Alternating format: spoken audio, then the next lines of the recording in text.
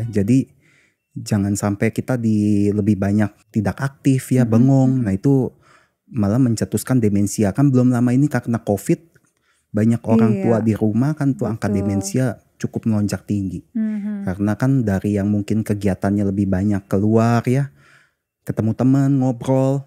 Nah buat kita-kita juga yang masih muda, kalau misalnya ada opa oma, ada kakek nenek di rumah, jangan dibiarkan dia diam. Setidaknya kalau pulang diajak ngobrol. Iya, supaya betul, dia betul, nggak betul. demensia. Kalau ini kan lebih ke otak ya dok ya, maksudnya kayak ngajak ngobrol atau mengisi TTS. Kalau gerakan fisik akan berpengaruh juga nggak sih? Gerakan fisik pengaruh.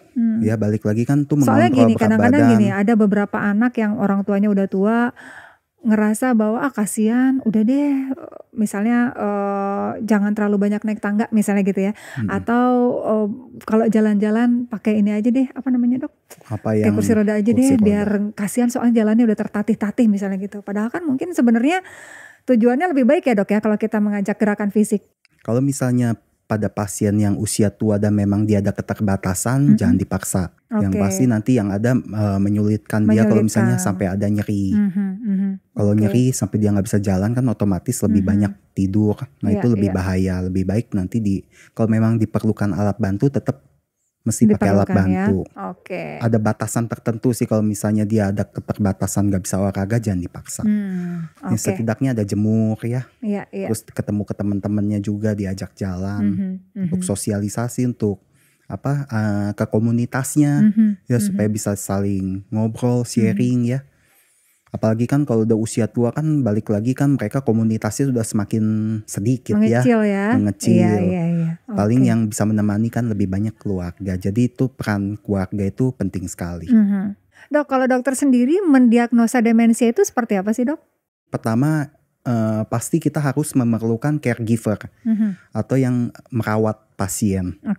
Karena nggak mungkin pasiennya sendiri langsung ngomong, saya demensia. Karena kan balik lagi orang demensia itu menganggap dirinya nggak kenapa-napa, baik-baik saja. Jadi yang melaporkan tuh lebih banyak ke si yang merawat keluarga.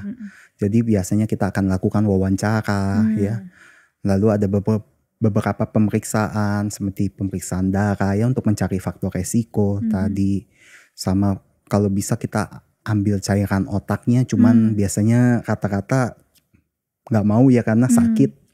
Jadi biasa kita melalui pengambilan darah itu kita bisa cek. Lalu pengambilan foto otak seperti MRI ya, MRI otak untuk dilihat apakah volume otaknya menyusut atau tidak ya. Ada beberapa bagian pada otak yang akan menyusut pada pasien dengan demensia. Buat menyingkirkan juga penyebab lain, misalnya ada stroke atau enggak. Itu. Sama yang terakhir mungkin PET scan. Di sini PET scan tidak lazim dilakukan karena masih dalam penelitian. Ya, jadi itu tadi beberapa cara untuk mendiagnosa pasien demensia. Jadi yang paling penting justru keluarganya. Makanya kita ini sebagai keluarganya harus aware gitu ya dok ya.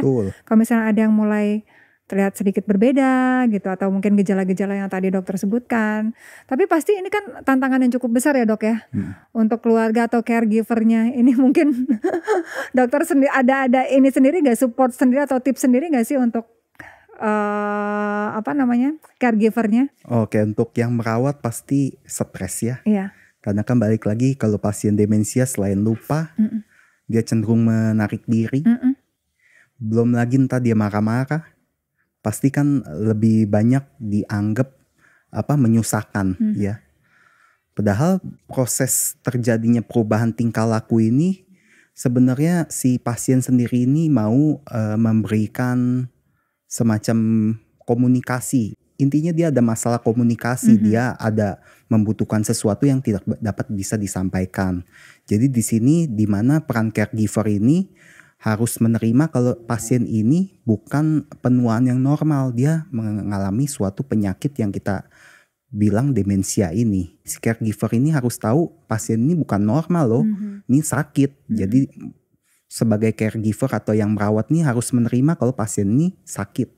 Itu dulu satu. Lalu mencoba untuk memahami kenapa kok dia ada perubahan perilaku. Pasti kan ada sebabnya. Apakah ada yang salah? Nah itu coba dimengerti Kira-kira kenapa sih kok jadi lebih cenderung marah. Yang ketiga harus kontrol ke dokternya ya. Jadi beberapa kita harus melakukan pengobatan untuk mencegah si demensia ini semakin cepat menurun. Karena demensia ini nggak bisa disembuhkan tapi bisa diobati atau treatment gitu ya dok di-treat. ya. Jadi kalau misalnya dirawat atau dikontrol dengan benar, ya ini bisa mengurangi resiko yang lebih parah gitu ya dok ya. Mengurangi gangguan perilakunya terutama, sama memperbaiki kualitas hidupnya. Nah itu dia. Oke deh, jadi ini bukan cuma kita waspada terhadap demensia, tapi juga kita peduli terhadap orang yang dengan memang demensia gitu ya, terutama orang-orang tua gitu ya dok ya. Betul. Oke, kalau misalnya ada terjadi gangguan perilaku atau ciri-ciri yang tadi dokter Denny sebutkan, sebaiknya segera periksakan ke rumah sakit ya. Dan kalau misalnya Sobat IMC mau tahu nih, Dokter Denny prakteknya kapan ya, hari apa, jam berapa, cek aja di IM Care ya. Atau juga bisa di websitenya ya dok ya. Dan jangan lupa juga untuk follow semua sosial media Rumah Sakit IMC di bawah ini. Ada TikTok, ada Instagram, ada juga YouTube kita. Dokter Denny terima kasih banyak. Sedikit banyak kita sudah mulai mengenal namanya demensia ya. Mudah-mudahan di lain waktu kita bisa lebih ngobrol lebih banyak lagi tentang demensia ini sehingga Sobat IMC juga bisa lebih tahu nih seperti apa demensia, apa bahayanya dan lain-lain. Dan itulah tadi Sobat IMC Podcast Corner untuk kali ini bareng saya Leni Diandrat. Sekali lagi terima kasih Dokter Denny. Sampai ketemu lagi di IMC Podcast Corner berikutnya. Sampai jumpa.